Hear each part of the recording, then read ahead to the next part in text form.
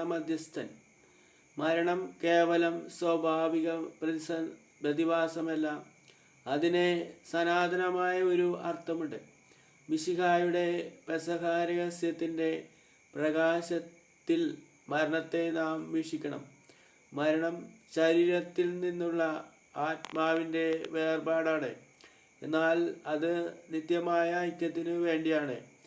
ഒരു ക്രിസ്ത്യാനിയെ സംബന്ധിച്ചിടത്തോളം മരണം ഭയാനകമല്ല, അത് സ്വർഗീയ പിതാവിൻ്റെ ക്ഷണമാണ്, പാരത്രിക ജീവിതത്തിലേക്കുള്ള ജനനമാണ്.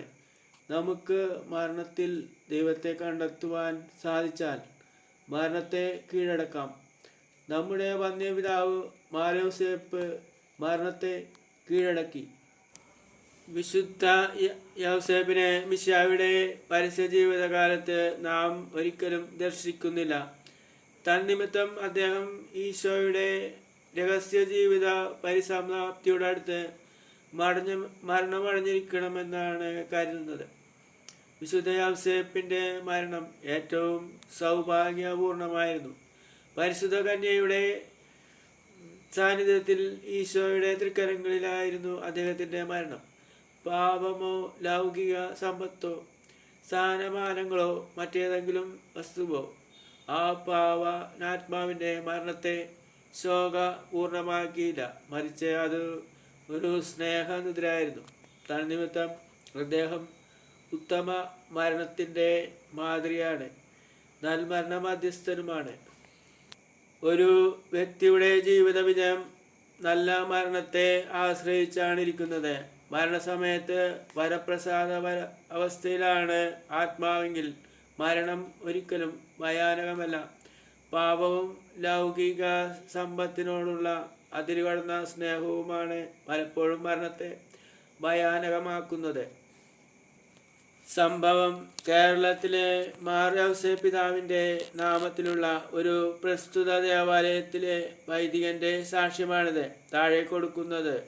മാർ യൗസേപ്പ് പിതാവിൻ്റെ തിരുനാൾ വർഷം തോറും ഭക്തിപൂർവ്വം ആഘോഷിക്കുന്ന ആ ദേവാലയത്തിൽ 2 ചാക്കുകൾ നിറയെ അരിയുമായി ഒരു മോട്ടോർ കാറിൽ ഒരു കുടുംബം എത്തി. അവർ പറഞ്ഞ സാക്ഷ്യമാണിത്. അവർ അവരുടെ മത്സ്യബന്ധന ബോട്ട് കടലിലിറക്കിയ ദിവസം അതിനെ സെൻറ്റ് ജോസഫ് എന്നു പേര് നൽകി പ്രതിഷ്ഠിച്ചു. തങ്ങളുടെ ബോട്ടിനും അതിൽ പണിയെടുക്കുന്ന പക്ഷം യാതൊരു അപകടവും ഉണ്ടാകാതിരിക്കുവാൻ വിശുദ്ധ യൗസേപ്പിൻ്റെ തിരുനാൾ ദിവസം 1 ചാക്ക് അരി പാവപ്പെട്ടവരുടെ ഇടയിൽ വിതരണം ചെയ്യാമെന്നായിരുന്നു നേർച്ച. 3-4 മാസങ്ങൾക്ക് ശേഷം ഒരു ദിവസം പുറംകടലിൽ മത്സ്യബന്ധനത്തിനായി പോയ 4 ബോട്ടുകളിൽ ഒന്ന് സെൻറ്റ് ജോസഫ് ആയിരുന്നു.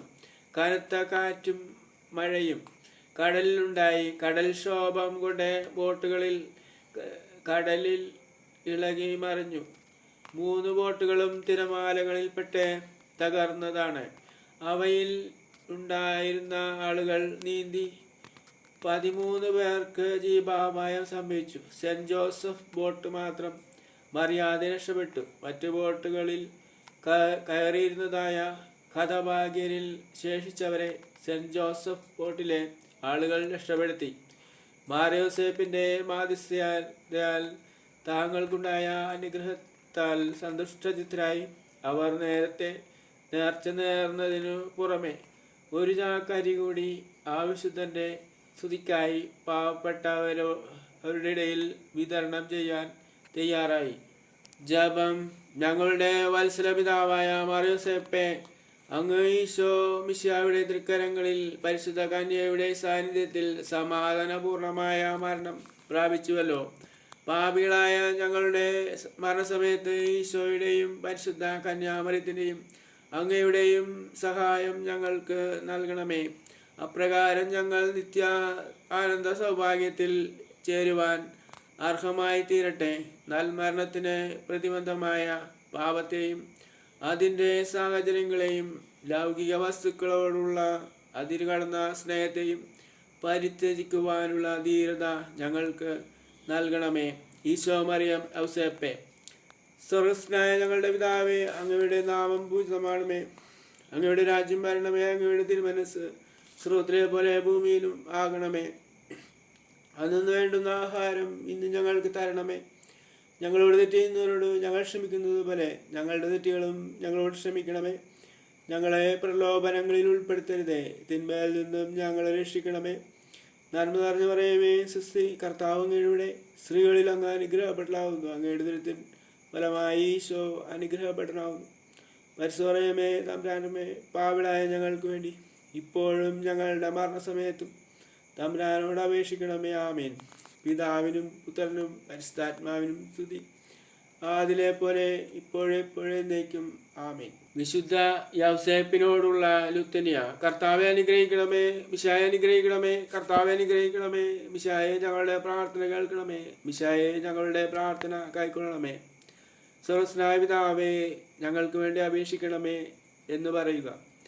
ലോകരക്ഷനായ ക്രിസ്തുവേ, പരിശുദ്ധാത്മാവായ ദൈവമേ, ഏകദൈവമായ പരിശുദ്ധമേ, പരിശുദ്ധ മറിയമേ, വിശുദ്ധ യൗസേപ്പേ, ദാവീദിന്റെ വിശിഷ്ട സന്താനമേ, ഗോത്രപിതാക്കളുടെ പ്രകാശമേ, ദൈവജനയുടെ ഭർത്താവേ, പരിശുദ്ധ കന്യയുടെ നിർമ്മലനായ കാവൽക്കാര, ദേവകുമാരൻ്റെ വളർത്തുപിതാവേ, മിശിഹായുടെ ജാഗ്രതയുള്ള സംരക്ഷക, തിരുക്കുടുംബത്തിൻ്റെ നാഥനെ, എത്രയും നീതിമാനായ വിശുദ്ധ ഔസേപ്പേ, മഹാവിരക്തനായ വിശുദ്ധ ഔസേപ്പേ, മഹാവിവേകിയായ വിശുദ്ധ ഔസേപ്പേ, മഹാധീരനായ വിശുദ്ധ ഔസേപ്പേ, അത്യന്തം അനുസരണയുള്ള വിശുദ്ധ ഔസേപ്പേ, മഹാവിശ്വസ്തനായ വിശുദ്ധ ഔസേപ്പേ, ക്ഷമയുടെ തർപ്പണമേ, ദാരിദ്ര്യത്തിൻ്റെ സ്നേഹിത, തൊഴിലാളിയുടെ മാതൃകയെ, കുടുംബജീവിതത്തിൻ്റെ അലങ്കാരമേ, കന്യകളുടെ സംരക്ഷക,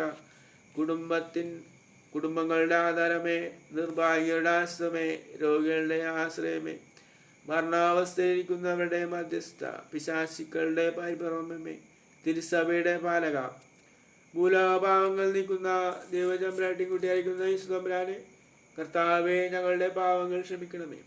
ഭൂലോകപാവങ്ങൾ നീക്കുന്ന ദൈവചമ്പ്രാട്ടിൻകുട്ടിയായിരിക്കുന്ന യേശുതമ്പുരാനെ, കർത്താവേ ഞങ്ങളുടെ പ്രാർത്ഥന കേൾക്കണമേ. ഭൂലോകപാവങ്ങൾ നീക്കുന്ന ദൈവചമ്പ്രാട്ടിൻകുട്ടിയായിരിക്കുന്ന ഈശോ തമ്പുരാനെ, കർത്താവേ ഞങ്ങളെ അനുഗ്രഹിക്കണമേ. ദൈവം അദ്ദേഹത്തെ തൻ്റെ ഭവനത്തിൻ്റെ അധികാരിയായി നിയമിച്ചു, തൻ്റെ സകല സമ്പത്തുകളുടെയും നായകനുമാക്കി. പ്രാർത്ഥിക്കാം. അത്യന്തം നിർമ്മലനായ പരിശുദ്ധ കന്യകയ്ക്ക് ഭർത്താവായി നീതിമാനും വിവേകിയും വിശ്വസ്തനുമായ യൗസേപ്പിനെ തിരഞ്ഞെടുത്ത ദൈവമേ, ജീവിതത്തിൻ്റെ പ്രയാസങ്ങളിലും വേദനകളിലും മുഴുകിയിരിക്കുന്ന ഞങ്ങൾക്ക് ആശ്വാസവും ആശ്രയവും നൽകുന്ന പിതാവായ അദ്ദേഹത്തെ നിശ്ചയിച്ചതിൽ ഞങ്ങൾ നന്ദി പറയുന്നു. ഈ പിതാവിൻ്റെ മാധ്യസ്ഥം വഴി എല്ലാ അനുഗ്രഹങ്ങളും ഞങ്ങൾക്ക് നൽകണമെന്ന് അപേക്ഷിക്കുന്നു. ആമേൻ. സുഹൃത ജപം. നൽമരണ മധ്യസ്ഥനായ മാർ യൗസേപ്പേ, ഞങ്ങളെ നൽമരണം പ്രാപിപ്പാൻ ഇടയാക്കണമേ.